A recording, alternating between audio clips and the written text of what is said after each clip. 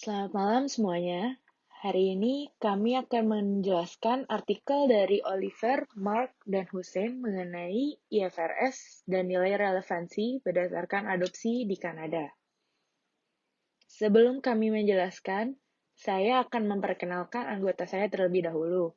Saya sendiri, Gesti Amalia, kemudian ada Mbak Desi Agustina, dan Bang Gary Hart Marcel. Baik, kita lanjut ke slide berikutnya. Latar belakang penelitian. Seperti yang sudah saya sampaikan di awal, bahwa penelitian ini menguji nilai relevansi dan IFRS berdasarkan adopsi di Kanada. Penelitian ini menggunakan data Kanada untuk menyelidiki apakah wajib mengadopsi IFRS mempengaruhi nilai relevansi informasi akuntansi yang dilaporkan oleh perusahaan Kanada. Penelitian sebelumnya memberikan bukti perubahan relevansi angka dari waktu ke waktu tanpa perubahan besar dalam standar akuntansi yang diterapkan. Meskipun literatur menghasilkan hasil yang beragam pada tren nilai relevansi, dominan bukti menunjukkan bahwa nilai relevansi informasi akuntansi telah menolak dari waktu ke waktu. Dalam penelitian ini, menerapkan beberapa model penelitian, yaitu model Olsen tahun 95 dan modifikasi model Balachandran Mohanram tahun 2011 untuk menyelidiki nilai relevansi pada periode 2008 sampai 2013. Pada penelitian BART tahun 2001 menyimpulkan bahwa penelitian nilai relevansi menawarkan wawasan yang berguna untuk standar pengaturan akuntansi keuangan. Mereka berpendapat bahwa meskipun menyederhanakan asumsi, model penilaian yang ada dapat digunakan secara empiris menilai relevansi informasi akuntansi. Penelitian mereka menawarkan argumen balasan yang disarankan oleh Horthausen dan Watts pada tahun yang sama, bahwa penelitian nilai relevansi memberikan wawasan terbatas untuk pengaturan standar. Namun, beberapa studi empiris telah meneliti efek dari penerapan wajib mengadopsi IFRS pada relevansi informasi akuntansi dan menghasilkan penelitian yang beragam. Sebelumnya, penelitian tentang konsekuensi adopsi IFRS wajib pada relevansi berfokus pada pelaporan keuangan pada adopsi IFRS di Eropa. Masalah pada penelitian ini adalah bahwa IFRS dan pendahulunya, International Accounting Standards, secara signifikan dipengaruhi pelaporan di banyak negara sebelum wajib mengadopsi IFRS pada tahun 2005. Pengaruh yang membingungkan ini menciptakan kebutuhan untuk studi tambahan di negara-negara non-Eropa. Sampai saat ini, Kanada adalah salah satunya negara anggota G7 di antara semua negara-negara non-Eropa yang wajib mengadopsi IFRS. Karena sistem keuangan Kanada relatif kuat selama krisis keuangan global pada periode sebelum adopsi. Kanada menyediakan pengaturan yang unik untuk menguji efek adopsi IFRS pada nilai relevansi informasi akuntansi. Penelitian ini mengumpulkan data yang diperdagangkan di Bursa Efek Toronto. Dengan demikian, penelitian ini dapat memberikan kontribusi untuk literatur akuntansi dengan perusahaan yang mengadopsi IFRS dibandingkan dengan perusahaan lokal untuk menyelidiki nilai relevansi dari data akuntansi dalam ekonomi pasar maju non-Eropa. Rumusan masalah. Penelitian ini mengadopsi kedua asosiasi, yaitu asosiasi relatif dan asosiasi pendekatan tambahan. Literatur terbaik tentang efek dari adopsi IFRS pada nilai relevansi informasi keuangan tidak meyakinkan. Jermakowicz pada tahun 2007 menggunakan perusahaan Jerman dapat meningkatkan nilai relevansi di IFRS atau USGAP. Hal ini tidak konsisten dengan temuan Kalau di tahun yang sama, yaitu meneliti efek dari IFRS pada komparabilitas dan nilai relevansi dari pelaporan keuangan di Spanyol, dan menemukan bahwa relevansi pelaporan keuangan tidak membaik dan komparabilitas memburuk. Diesel pada tahun 2010 menguji nilai relevansi dari konsekuensi accounting number atas adopsi IFRS di Eropa dan dokumen hasil yang beragam. Clarkson pada tahun 2011 juga menilai data Eropa dan menemukan bahwa nilai relevansi ditolak di negara-negara common law tetapi meningkat di negara-negara code law. Meskipun bersaing ketat, literatur yang ada umumnya menunjukkan bahwa informasi akuntansi disiapkan dan diungkapkan berdasarkan IFRS, yang mungkin memiliki nilai relevansi inkremental karena orientasi berbasis prinsip yang menyediakan lingkup yang lebih untuk penilaian dan penekanan lebih besar pada nilai wajar. Selanjutnya, diskusi teoritis mengungkapkan bahwa pengungkapan akuntansi yang meningkatkan nilai. Sejak IFRS membutuhkan pengungkapan tambahan, memungkinkan nilai relevansi informasi akuntansi meningkat dalam adopsi IFRS. Sehingga rumusan masalah pada penelitian ini adalah apakah nilai relevansi informasi akuntansi meningkat dalam kewajiban adopsi IFRS? Manfaat penelitian. Bagi regulator, penelitian ini diharapkan dapat menjadi informasi awal tentang sejauh mana manfaat adopsi IFRS dalam peningkatan kualitas informasi akuntansi, sehingga dapat digunakan sebagai bahan evaluasi dan peningkatan kualitas informasi akuntansi melalui aturan-aturan baru yang mengacu pada International Financial Reporting Standards. Bagi manajemen perusahaan, hasil penelitian ini diharapkan dapat dijadikan sebagai referensi dalam pelaporan keuangan perusahaan yang mengacu pada IFRS, sehingga informasi yang disajikan memiliki nilai relevansi tinggi dan memberikan dampak positif bagi kegiatan investasi perusahaan. Hasil penelitian ini juga diharapkan mampu memberikan manfaat teoritis kepada pembaca berupa wawasan mengenai pentingnya adopsi IFRS dan pengaruhnya terhadap nilai relevansi informasi akuntansi. Dasar teori penelitian dalam artikel ini ada dua. Pertama, teori efisiensi pasar. Pasar dikatakan efisien apabila harga-harga yang terbentuk di pasar merupakan cerminan dari informasi yang ada. Fama membagi tingkat efisiensi pasar menjadi 3 bentuk berdasarkan tingkat penyerapan informasinya. Pertama, ada pasar efisiensi bentuk lemah.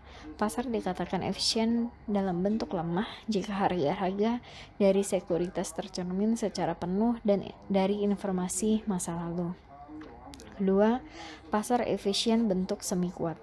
Harga-harga sekuritas secara penuh mencerminkan semua informasi yang dipublikasikan, termasuk informasi yang berada di laporan-laporan keuangan perusahaan.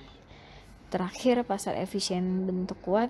Harga-harga sekuritas secara penuh mencerminkan semua informasi yang tersedia, termasuk informasi yang tidak terpublikasikan. Teori kedua adalah teori pengungkapan. Tujuan dari pengungkapan adalah menyajikan informasi yang dipandang perlu untuk mencapai tujuan pelaporan keuangan dan untuk melayani berbagai pihak yang mempunyai kepentingan yang berbeda-beda. Pada artikel ini, IFRS mengharuskan perusahaan memberikan pengungkapan tambahan di luar pengungkapan yang dibutuhkan sebelum GAAP Kanada.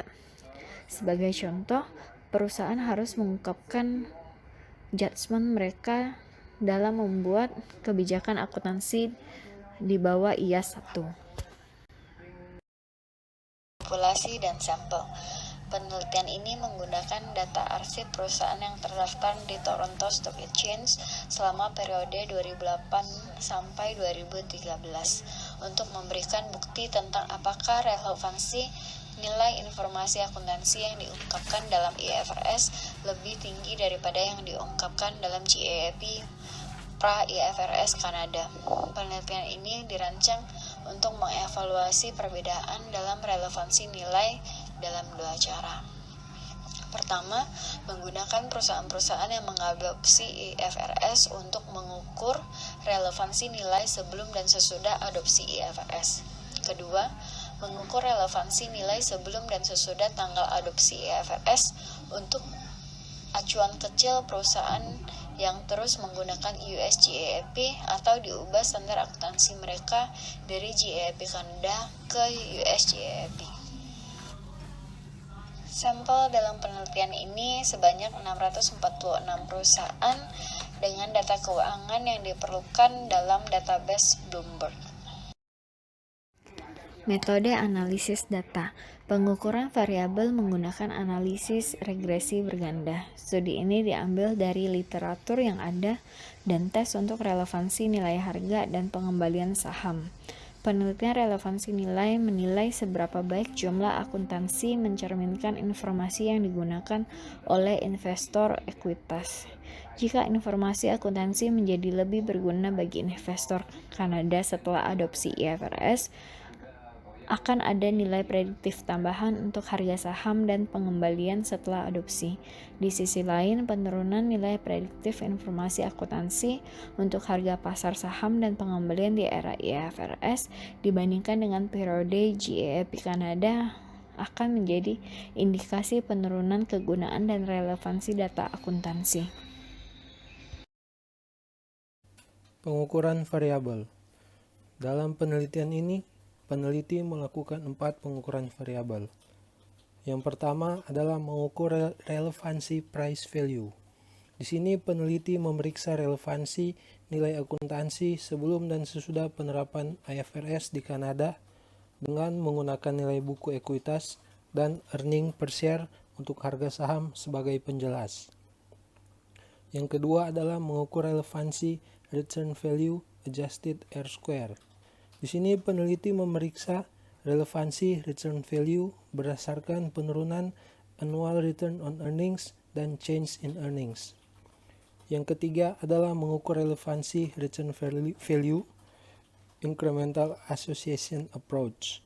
Di sini peneliti melakukan studi tambahan sebagai alternatif untuk mengukur relevansi dari return value dan memperkirakan koefisien regresi dari variabel utama yang diminati oleh peneliti. Yang keempat adalah tren dalam relevansi value.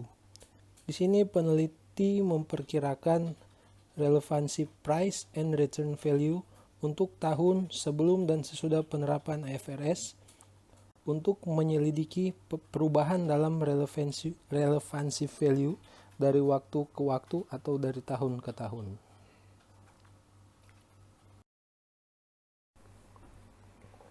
Kesimpulan, sebelum mengadopsi IFRS, Kanada menggunakan GAAP sebagai standar untuk menyusun laporan keuangannya. Kanada memiliki hubungan yang erat dengan Amerika Serikat. Amerika memiliki banyak pengaruh pada perekonomian Kanada, termasuk perkembangan standar akuntansi yang digunakan. Selain itu juga, kedua negara ini memiliki batas geografis yang langsung, dan kemudian memiliki hubungan ekonomi dan politik yang kuat. Namun pada akhirnya, Kanada memutuskan untuk mengadopsi IFRS sebagai standar untuk menyusun laporan keuangannya. Namun perusahaan-perusahaan Kanada yang terdaftar di Bursa Amerika tetap diizinkan untuk menggunakan GAAP sebagai standar untuk menyusun laporan keuangannya. Penelitian ini berkesimpulan bahwa informasi atau laporan keuangan yang disusun berdasarkan IFRS menunjukkan relevansi price and return value yang lebih tinggi dibandingkan dengan informasi atau laporan keuangan yang sebelumnya disusun berdasarkan GAAP. Saran: selain berfokus pada dampak IFRS dalam peningkatan kualitas informasi laporan keuangan yang disajikan, penelitian selanjutnya dapat menambahkan sampel maupun variabel-variabel lain yang relevan, juga metode analitis yang lain selain yang digunakan dalam penelitian ini. Penelitian selanjutnya juga dapat berfokus pada hal-hal yang masih menjadi keterbatasan dalam penelitian ini.